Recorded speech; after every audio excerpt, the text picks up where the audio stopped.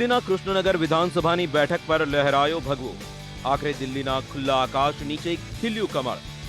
30,000ની સરસાઈથી doctor Harshvardhan જીતી જતા ચારેકોર છવાઈ છે મોદીની લહેર, તે કહેવામાં બિલકુલ બેમત નથી। સીએમ પદના ઉમેદવાર એવા ડોક્ટર હર્ષવર્ધનને જનતાએ જીતની માળા પહેરાવી દીધી છે। જો કે આ તરફ તેમની જીતથી કોંગ્રેસના બીકે માંગા અને આપ પાર્ટીના इशरत अली अंसारीने हार થઈ છે।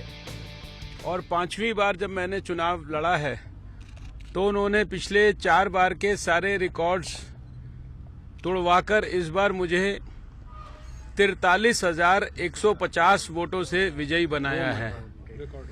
मैं इसके लिए मेरे पास शब्द नहीं है अपने क्षेत्र की जनता का।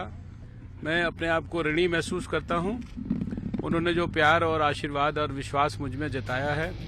डॉक्टर हर्षवर्धननी जीतना कारणों: 1. सरल स्वभाव અને સ્વચ્છ છબી।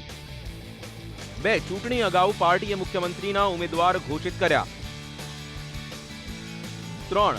30 દિવસમાં જ શાકભાજીના ભાવ પર અંકુશનું વચન। 4. વીજ બિલમાં ઘટાડાનું વચન।